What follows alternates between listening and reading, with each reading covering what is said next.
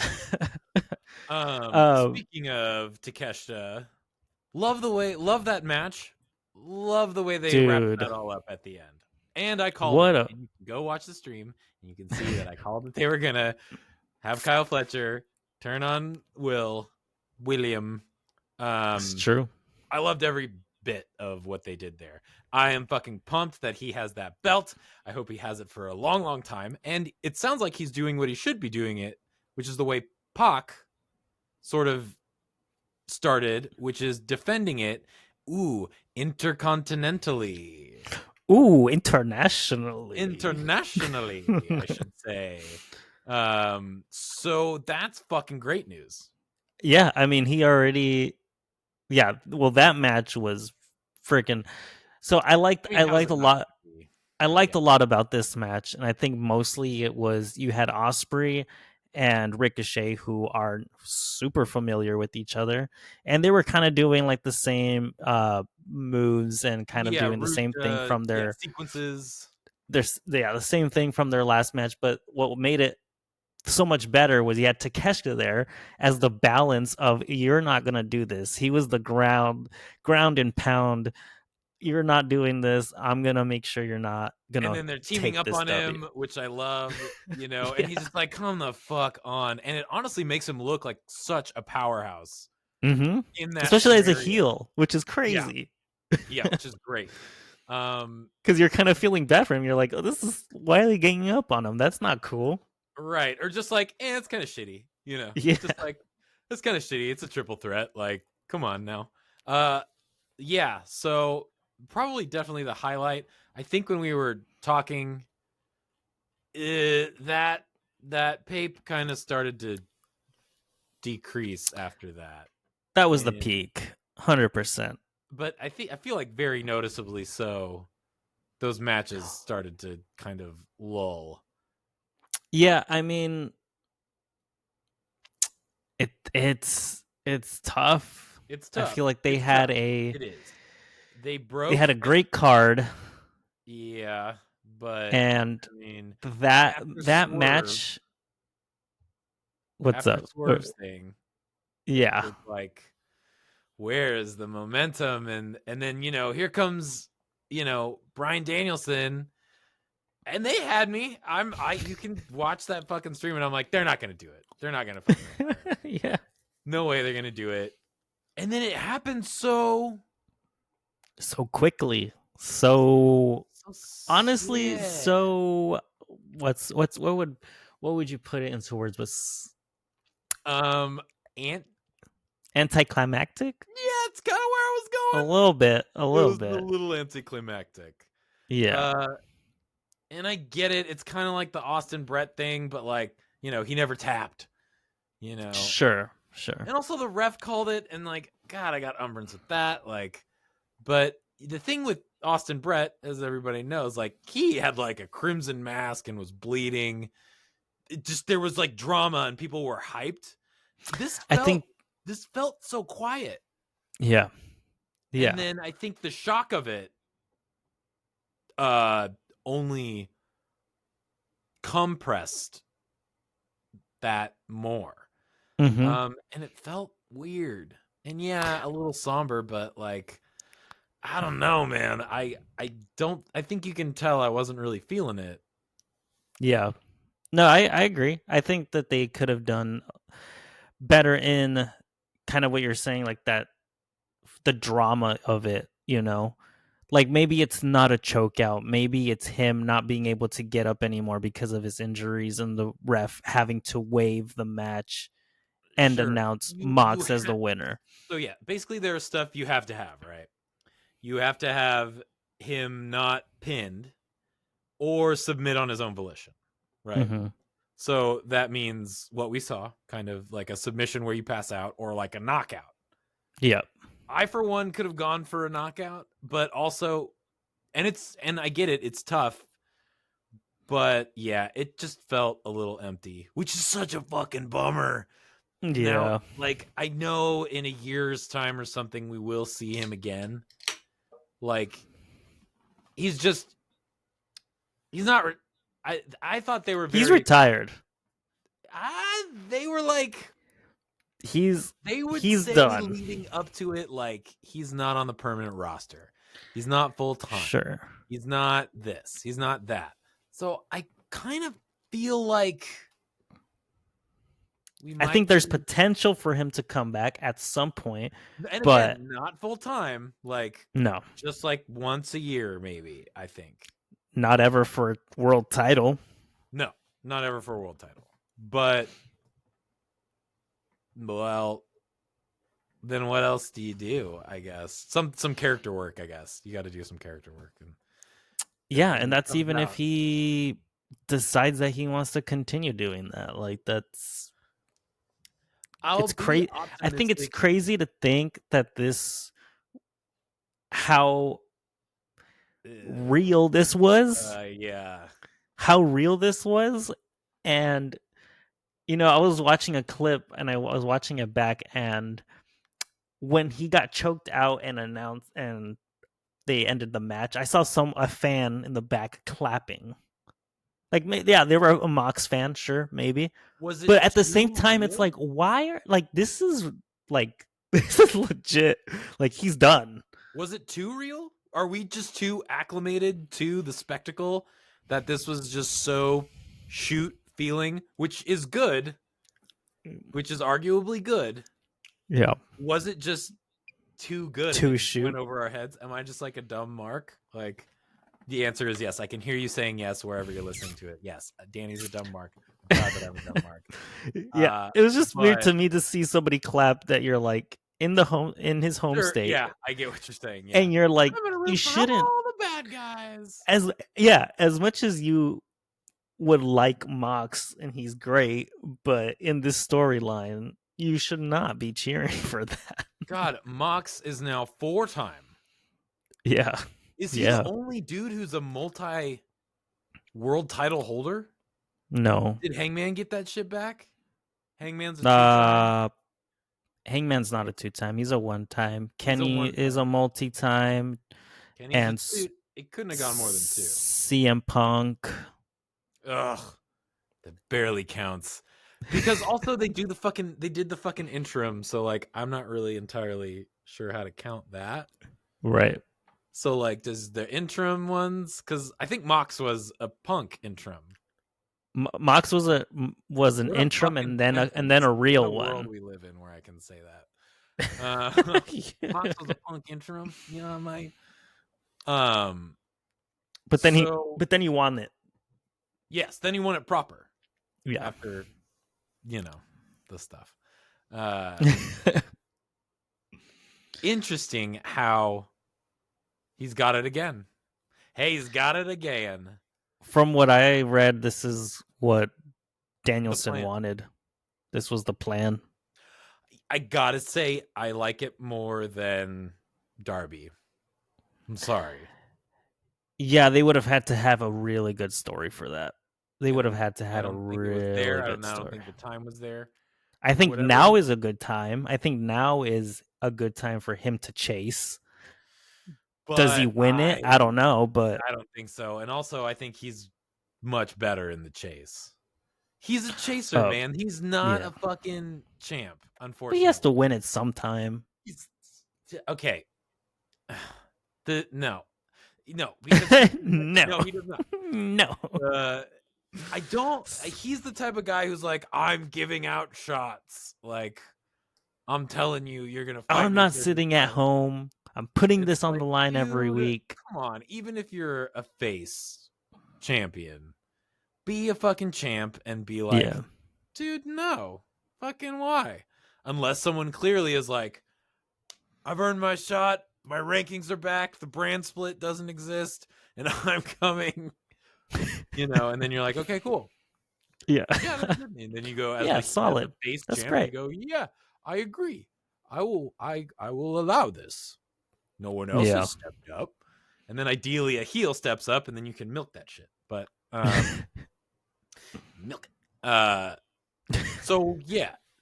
I was doing hand gestures. Beating off udders. Anyways. So I don't know, you did one motion, not two. Although you didn't see the other one down here, and then I did them up here. Anyways, fell a little flat. I am interested to see where this other Mox title goes. It's probably happening right now as we're talking. But yeah, that was kind of a big. It didn't feel like Sting's retirement. I'll tell you that. No, it didn't. But I mean, that one was a bit of a completely separate scenario. Yeah, and that one was him winning a title, which was, good for him. Right. What else did we have at the rest? Hangman Page versus Jay White. That one kicked off the show. Good. What a match. What a match. Nothing makes me a little gay like Jay White, I think. I mean, you were talking up his muscles. Is just like fucking unfuckwithable. Like, it doesn't make me horny, but it's just like I feel like it's so remarkable. It's just the dude is like a horse. It's fucking cool. He looks like a fucking champ. The dude's a stud. Yeah.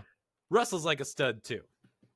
The way he talks, kind of his like demeanor, his whole presence is like, his like aura, as they say. You feel like you're the only one in the room.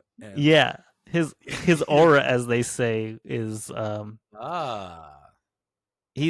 dude, like he's on point. He's a star. Like he is. That dude is a star. He's got a little burn to go. But I think he'll get there. Like, yeah, and this is, I think this is what was fun about this, like him working the leg to try to get Hangman together. But that's fucking brilliant wrestling psychology, because when Hangman would plant on the dead eye, he couldn't use his legs. Yeah, because that's smart wrestling right there. This was good. This told the whole story too. In the ring, had very little build, and didn't really need it. I would point to that as like something of like, okay, we don't have a lot of time. Do this right here. Like, that's kind of how you do it. Do you know what I'm trying to say? Yeah. And it's not only just like about them pivoting or, making this match happen so quickly. It's about what they're doing with Jay White now after the fact. Because now that he beat Hangman, he's like, that's it. I beat Hangman. Now I'm going after the next one. Number 2. Who's number 2? You're going to find out. And it's like, now you're interested. Now you're like, holy shit, he just took out Hangman. Who Hangman took out Swerve. Right. So he just like beat one of the baddest dudes.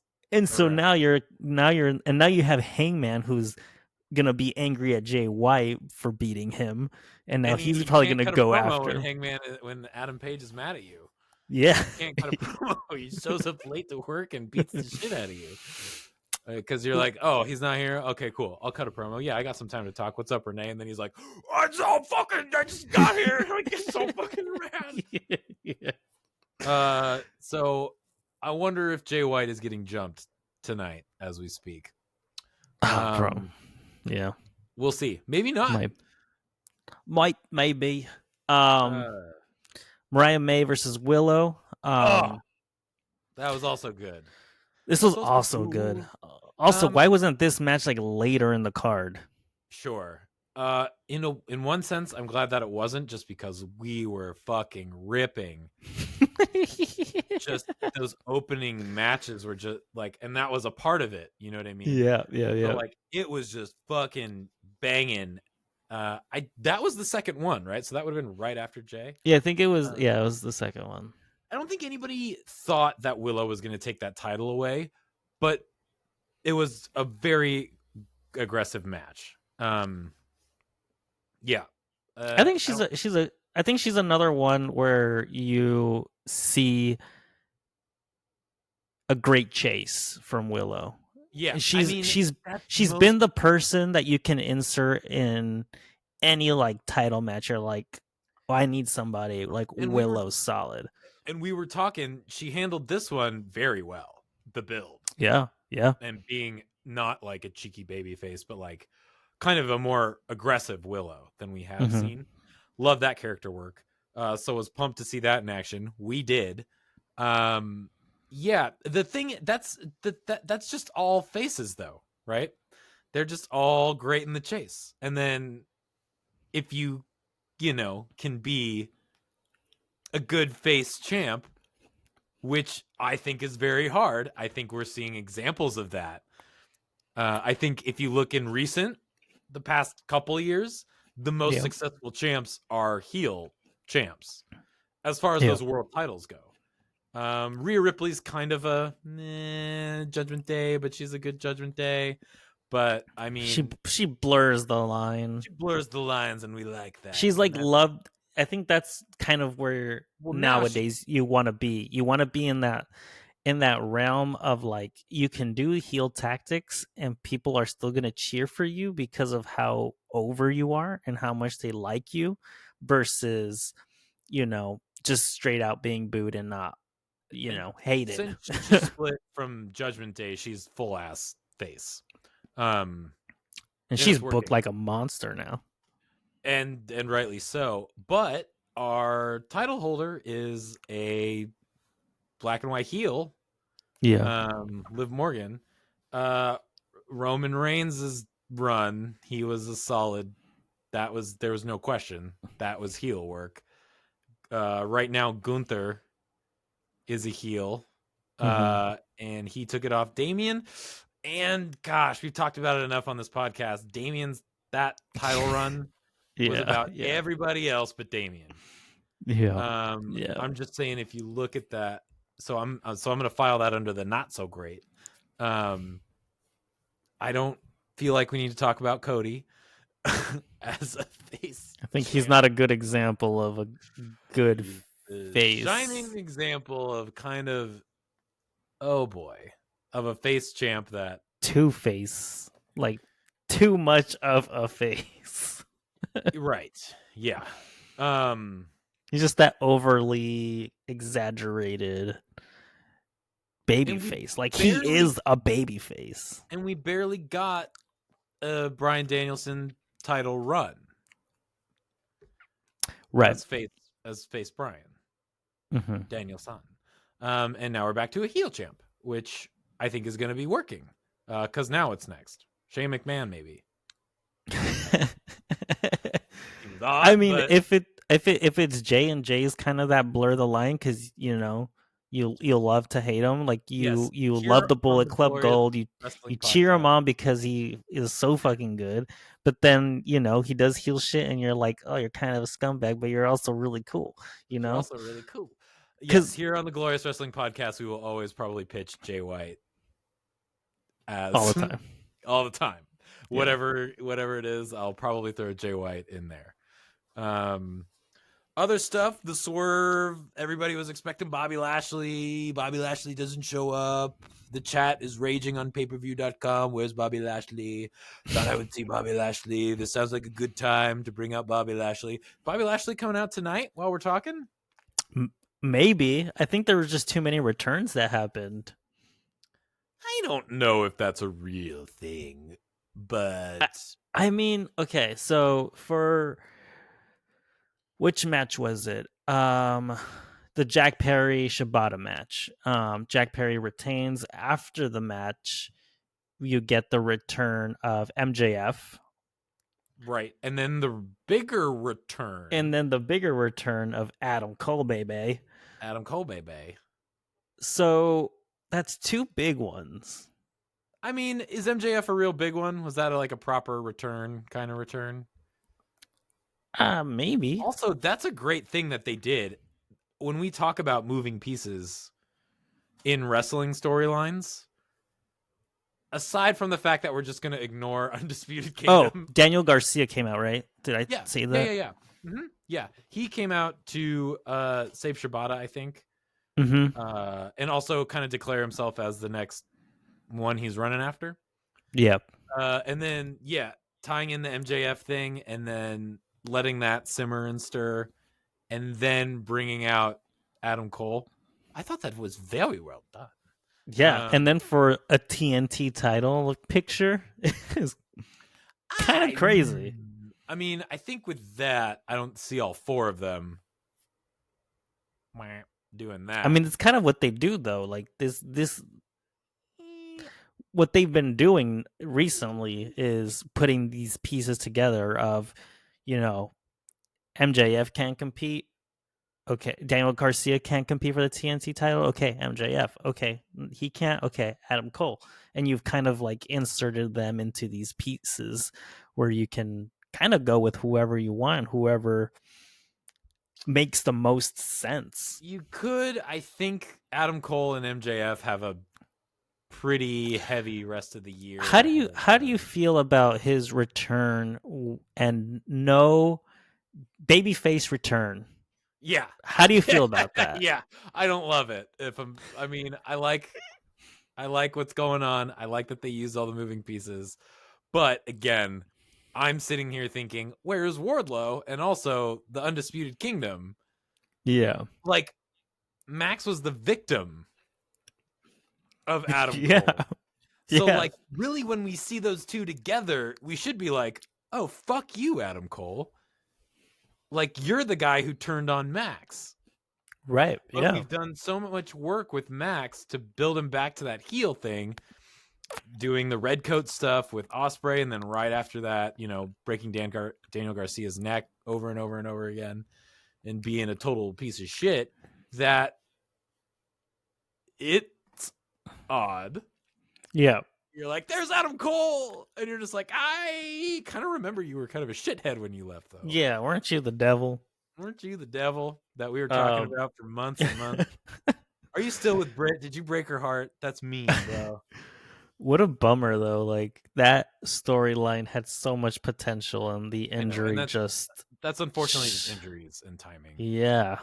And I don't know. It's hard to say, like, oh, just abandon it, because they obviously had a game plan so far in advance. I don't think we as fans we cannot allow this.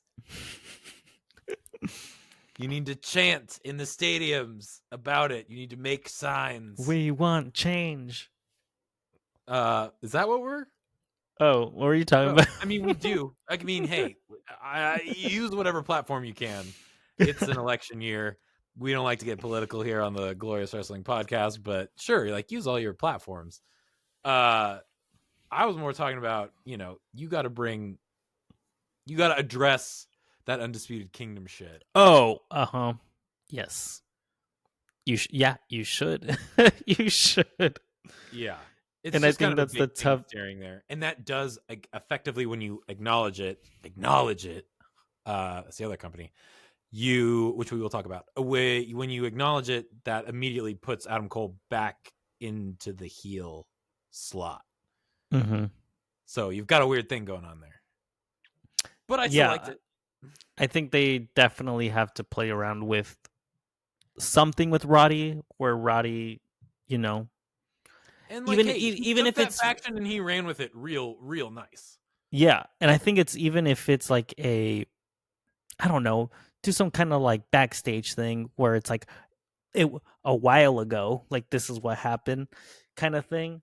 Do that. Do something along the lines of him kicking him out and him not wanting him part of Undisputed anymore. Or you gotta, or they run into each other, just shake hands and are like, or I guess they can't be friends. Yeah, it's weird. So yeah, we'll gotta bring back the Adam thing, and then you gotta make Adam more of a heel, and Roddy will be that heel there, and Adam will shine more as that face maybe, and then they'll turn on him in a line with Max. I don't fucking know. Yeah, we'll see. The Bucks versus Private Party, another freaking good match. I think Private Party almost ended up taking it. I think it was pretty surprising that the Bucks took this one. I would have been more surprised and pleased to see Private Party. I thought they did a hell of a job as a pro, as a 2-hour professional that I am. I thought they did a hell of a job. Yeah. They really they really wrestled. I, I just couldn't really feel like the titles were going their way. I would have been pretty surprised. Honestly, it would have been nice just to get a shot in the arm and a little change up with the yep. tag division. Yep. Um, and Agreed. then and then you can kind of have other teams that we don't really, I don't think, consider top tier, kind of competing for those. I'm talking like MXM. I'm talking Outrunners. Yes. I'm talking maybe Gates of Agony. I'm talking just like, not FTR essentially. Not maybe get the Guns back in there because they were title holders before, but Yeah. just Yep. to see a bit more action. Top Flight was out there with Top Flight was Fatty out Layla there. Gray. Leo Rush is now signed. And in He's Top Flight. and in Top Flight. Yeah. Which is tag team trios, Faction, 2 tag teams. 2 tag teams and a trio to boot. 2 tag teams, a trio, and TNT. Which begs the question: where them TBS. trios at? Well, it does beg that question. Who them trios again? Who them trios again? It's funny you should bring that up because it is clearly, without question, Blackpool. Oh yeah, yep. Blackpool. Yes, and we did see them Yes. trios because Wheeler went to the dark side, Right. which I think is the right move. Yeah, and it's interesting. What little I like him, which is very slim, it makes me like him a slim bit more. Yeah, circling back to that, which makes it like pretty cool. And in hindsight, when you like see all the other pieces, like Wheeler got beat up in the ring. I'm forgetting by who, but Danielson left the ring. Didn't help him at the time. So it's kind of like this has been an ongoing thing of Danielson not really helping the Blackpool until now. And they're like, see ya. Yeah, and now he's like solid. But see, those are the kind of clips that I wish they would play into showing us more on TV. Like those kinds of things where it's like, look at these other events that You'd happened. like the patterns to be a bit more obvious. Yeah. Yeah. I kind of get that. In the sense, I just feel stupid that I don't pick up on them. But there's a lot to keep track of. So yeah, and like I didn't see the clip until the other day, and I was like, oh, okay, that makes a lot of sense. Oh, yeah, I caught that. Let's see. Yeah. Anything else? Darby Allin, Brody King. That was a freaking brawl of a match. Darby winning. The rules were uncertain. Uncertain rules. Mark Briscoe retained the ROH World Championship against Chris Jericho on probably a match that could have been on the pre-show, could have been substituted for that Mariah May match. I just didn't see a spot for it, honestly. Yeah, that ROH title is a sticky business right now. Boy, does it really feel like no one cares about it. And I see that this was an attempt too. You have 2 really big stars, but like, man, we got to talk about like brand identity, yo. Like, that is just not ROH. I don't feel like that's. Yeah, I think if you're gonna make a pre-show, you put your ROH titles on the pre-show if you want to elevate it that much. But let us not forget that ROH has their own pay-per-views as well. Right. So immediately, like sometimes, yeah, put them on the fucking bill and pad it out, but also make it a banger. And like, I get that like Briscoe and Jericho in theory is a banger, but just not where we're at and not for the ROH title. Yeah. And yeah, every now and again, but also just by putting them on the show or putting that on a pre-show, I feel like devalues that brand. Yeah. Because it's like where.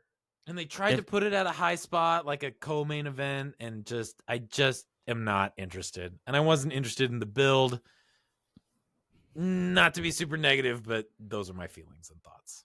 No, I feel like it's valid just because it happened so quickly, and all of a sudden they're, you know, Jericho's saying the shit about his brother, and it's kind of like that came out of nowhere. Why, like, why are you going there so Hot shot, fast? just a hot shot that shit, you know. Yeah, I think and they it's hot like shotted a lot of shit. if you would have built it, it would have been interesting. And yeah, he so happens to be the ROH World Championship, so then he puts it on the line himself. He's like, okay, you want to do this? Let's do it. And now it's gonna be for this because I'm gonna I beat your just would ass. have chosen another performer. I would have just chosen and I hate to say it, but I would have chosen a younger talent and done a build of, Brian because Keith. Mark Briscoe represents ROH. Like, I get that. Like, Yeah. he was ROH since day one. Like, I understand that's why he's got the title. I don't love it, but I get it. The way we need to fucking pass off that momentum, I feel like has got to be with a younger talent to like then start building ROH behind. Mm-hmm. Because you've got Athena as a solid champion. Like, that I think is going well. I think you need a couple more to start rebuilding that whole thing. Yeah, And get the I mean, they momentum going. randomly had Atlantis Jr. as the World Television Champion, I thought and that was then he odd didn't too. have that many defenses, and now he lost it to Brian Cage. And I'm kind of okay with that because I'm a mark for Brian Well, Cage. yeah, it gets it gets Brian Cage on, I guess, AEW TV now. He's gonna be there more, Hopefully which is he's on ROH a lot as well. yeah. The other match was the Hologram and Beast Mortos, the 2 out of 3 falls. Random, Another random match. but But what a match! but what a fucking match! Hey, that was fine. Honestly, just level, just fine. It came out of nowhere, and I was like, "What the fuck is this?" They wrestled their ass off, and it was dope. The Beast Mortos is so agile. Filling up to be one of my favorites. Yeah. I'm starting to get pumped when he comes to the ring. And it's also, but you got to understand, listeners, if you don't know, it looks goofy sometimes. Like, it's just, you see flashes of like, oh man, he's a real Minotaur. And then like, he's got to kind of tug out his mask and he's got his contacts on. And you're like, yeah, he's like a horse-headed guy. Like, what are we doing? Wait, what are we doing here? Like, it flip-flops, but the dude's agile for his dude. size. I think the one thing that he always does, and it's always just like, oh shit, is that Pop-up middle sumo? rope. Oh, yeah, okay, you say yours. The suicida, and like almost after he's like fully out, he does a rotation. Oh, yes. That was crazy. That's a popper. My thing says pop-up sumo, or his pop-up. Oh yeah. Every time he hits that, it's just like, oh, that looks so gnarly. It's great. Yeah, I love it. Yeah, it can't be good. Welcome random match. Yeah, 2 out of 3 falls too, which is such a random. Which just adds to why. Which just adds to like why. It just feels so last minute. It feels like safe gimmick in a jar. Yeah. And Iron Man, 2 out of 3 falls. 2 out of 3 falls. Okay, great. They're like, oh, 10-minute Iron Man match. It's like, oh wait, what? Yeah. That doesn't sound right. Yeah. I think that covered. Yeah, I think everything. We'll get some updates when we both take time to watch Dynamite.